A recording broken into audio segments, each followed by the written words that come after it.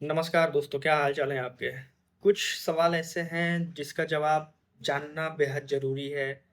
अब उसके लिए आप सिस्टम को कटघरे में खड़ा करिए या सरकार को कटघरे में लाइए। अभी नीट यूजी का जो एग्ज़ाम रोका गया था, रीज़न ये थी कि पेपर लीक होने की पॉसिबिलिटी है। तो री-एग्ज़ाम के लिए शेड्यूल आ गया है। लेकिन केमिस्ट्री का टीचर पीवी कुलकर्णी, वो कन्विक्ट किया गया है सीबीआई के द्वारा। तो अभी कोई ये नहीं कहा जा सकता कि यही मेन अक्यूज़्ड है, अलोंग विथ पीवी कुलकर्णी और सारे अरेस्ट हुए हैं। लेकिन सबसे बड़ा सवाल ये निकल के आ रहा है कि जब केमिस्ट्री का टीचर, वो टीचर कोई भी हो सकता था, वहाँ बायोलॉजी का भी हो सकता था, फिज़िक्स का भी हो सकता था। जब टीचर ये काम कर रहे हैं, तो अब किस पे बच्चे भरोसा करेंगे और कैसे वो अपनी प्रिपरेशन को नेक्स्ट लेवल तक ले जाने की कोशिश करेंगे? जिस देश में शिक्षा की ये व्यवस्था है, ऐसे लोग शिक्षा मंत्री बन जाते हैं जिनको शिक्षा का सौ नहीं पता है, ऐसे लोग स्वास्थ्य मंत्री बन जाते हैं जिनको स्वास्थ्य का सौ नहीं पता है। तो हम उनसे उम्मीद क्या कर सकते हैं? आपको एक लैब अटेंडेंट की नौकरी के लिए दुनिया भर के एग्ज़ाम्स और इंटरव्यू से गुज़रना पड़ता है, लेकिन आपको शिक्षा मंत्री बनने के लिए कुछ नहीं करना पड़ता। आपको बस घोटालेबाज़ी करनी है और बयानबाज़ी करनी है। जो जितना बढ़िया बयान देगा, वो उतना बढ़िया नेता होगा। दूसरा जो सबसे बड़ा एक मुद्दा अभी देश में खड़ा हुआ है कि बॉम्बे हाई कोर्ट और केंद्र सरकार ने अग्निवीर को लेके एक बहुत क्रिटिकल जो एक कड़ी थी हमारी सेना को लेके, और एक जो सेना के प्रति जो नौजवानों में फीलिंग्स होती थी, एक भावना होती थी उसको लेके। उसमें ये कहा गया है कि अगर कोई भी एक्स वाई ज़ी इंडिविजुअल अग्निवीर में है और उसको अग्निवीर के दौरान सर्व करते हुए उसकी मृत्यु हो जाती है, तो जो एक लाभ सैनिक को मिलता है, पेंशन हुआ या फिर जो भी उनके फैमिली वालों को एक सुविधा दी जाती है, वो प्रदान नहीं किया जाएगा। और ये जो मामला है, ये मामला बॉम्बे में घाटकोपर इलाके से जुड़ी हुई है। इसमें केंद्र सरकार ने भी अपनी टिप्पणी दी है और बॉम्बे हाई कोर्ट ने ऑपरेशन सिंदूर के दौरान एक अग्निवीर मुरली नाइक की मृत्यु हो गई थी, तो उनकी माँ ने याचिका दायर किया था, जो भी पेंशन या फिर जो भी लाभ एक सेना के जवान को मिलता है, वो मिलना चाहिए। हलफनामे में हाई कोर्ट ऑफ बॉम्बे ने ये कहा है कि ये सुविधा आपको नहीं मिल सकती।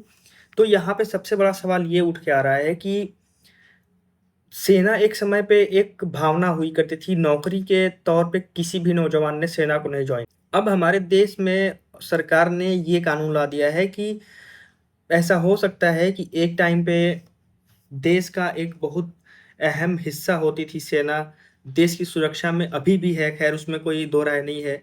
लेकिन जिस तरीके से बर्ताव अग्निवीर के सैनिकों के साथ किया जा रहा है कि आपको सैनिक नहीं माना जाएगा, आपको सैनिक का लाभ नहीं दिया जाएगा, तो ऐसा सवाल नहीं उठ सकता है कि जो एक सेंटिमेंट होता था अपनी मिट्टी को लेके और अपने देश की सेवा करने को लेके, वो कंप्रोमाइज़्ड हो जाए। क्योंकि सामने वाले को तो यही पता है कि भाई 4 साल में अगर मर गए तो कुछ नहीं मिलेगा, और अगर बच गए तो उसमें भी आपको दुनिया भर के एग्ज़ाम्स देने पड़ेंगे, आपको आगे प्रमोट होना है कि नहीं होना है, वो सामने से ही डिसाइड होके आएगा, आप कुछ नहीं कर सकते। तो सरकार को इस पे ध्यान देना चाहिए, हमको भी सवाल पूछना चाहिए, क्योंकि सेना का जवान है, और ये अग्निवीर का कॉन्सेप्ट पता नहीं किस नियत से, किस इंटेंट से सरकार इंट्रोड्यूस की। अगला जो बहुत महत्वपूर्ण मुद्दा है कि अप्रैल 2026 में जो अनएम्प्लॉयमेंट रेट है, बेरोज़गारी की जो दर है, वो लगभग 5.2% चली गई है। एक तरफ हम दावा करते हैं कि हमारी जीडीपी विश्व में सबसे तेज़ी से बढ़ने वाली जीडीपी है, और दूसरी तरफ हमारी जो अनएम्प्लॉयमेंट रेट है, वो इस तरीके से बढ़ रही है।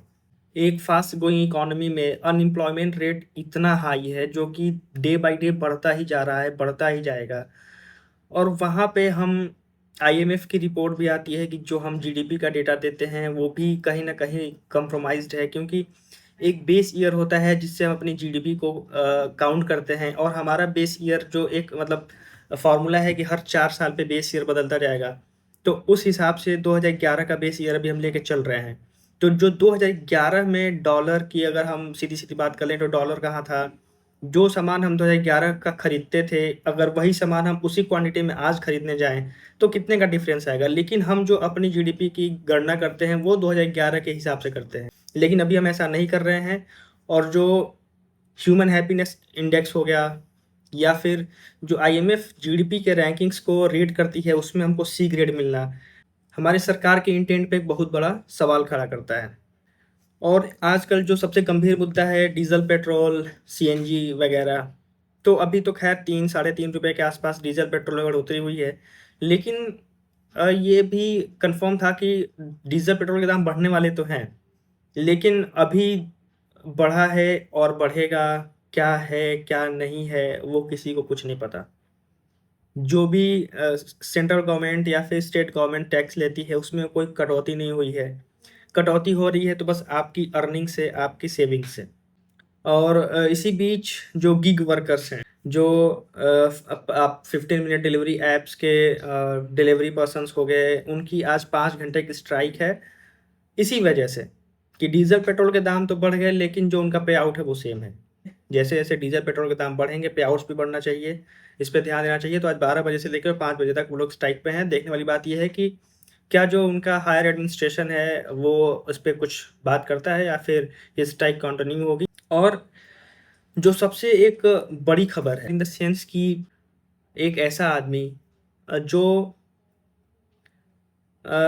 एक ऐसे ऑनरेबल पोस्ट पे है, उसके एक-एक वर्ड में इतना वज़न होना चाहिए, क्योंकि उसके हर एक वर्ड को देश ही नहीं बल्कि विदेश में भी इवैल्यूएट किया जाएगा। सीजेआई हैं, chief justice of India Shri Suryakant. उन्होंने बोला है, and I quote, there are youngsters like cockroaches who don't get any employment and don't have any place in the profession.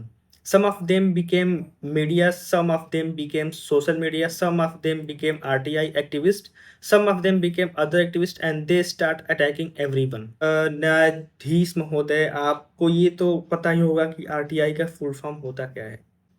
आप शायद भूल रहे हैं कि आप एक डेमोक्रेसी में रह रहे हैं, और यहाँ पे सवाल पूछना हमारा हक है। हम कुछ भी पूछ सकते हैं, किसी से भी पूछ सकते हैं, और आपसे भी पूछ सकते हैं। अनएम्प्लॉयमेंट रेट अगर बढ़ रहा है तो क्यों बढ़ रहा है? एक तरफ आप दावा करते हैं कि fastest growing economy is India, is our country, और उसी देश में अनएम्प्लॉयमेंट रेट की ये हालत है कि आप जैसे लोग आरटीआई को क्वेश्चन कर रहे हैं, और जो लोग सच जानना चाहते हैं, आप उनका मुँह बंद कर देना चाहते हैं। कहीं ऐसा तो नहीं कि सरकार की भाषा आप अपने ज़ुबान से कह रहे हैं? आप आदरणीय हैं, आपके हर सवाल, आपके हर जवाब, आपके हर शब्द एक ज़िम्मेदार नागरिक की तरह होने चाहिए। आपके मुँह से ये कही गई बातें शोभा नहीं दे रही हैं। तो with due respect sir, you have to work on your language. आप किसी भी यंगस्टर को, आप किसी भी यूथ को, किसी भी देश के भी यूथ को ऐसे किसी भी वर्ड से सिम्बोलाइज़ नहीं कर सकते। आपके पास भी बोलने का अधिकार है, लेकिन इतना अधिकार नहीं है कि आप 1-2 आदमी नहीं, या पूरे यूथ को ही उसमें इंक्लूड करके और आपने अपनी इंटेंट दिखा दी। क्योंकि बहुत लोग ये कहते हैं कि ईडी हो गई या सीबीआई हो गई, ये सारे के सारे कॉम्प्रोमाइज़्ड हैं, या फिर किसी एक सिस्टम के लिए काम करते हैं।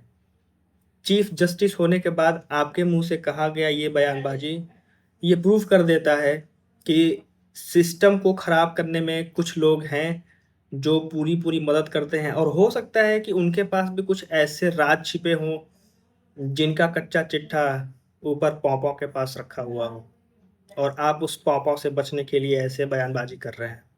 आप भी अपनी राय रखिए, सवाल-जवाब होते रहेंगे। अगर आपकी कोई राय है, कोई सवाल है, तो कमेंट बॉक्स में छोड़िए।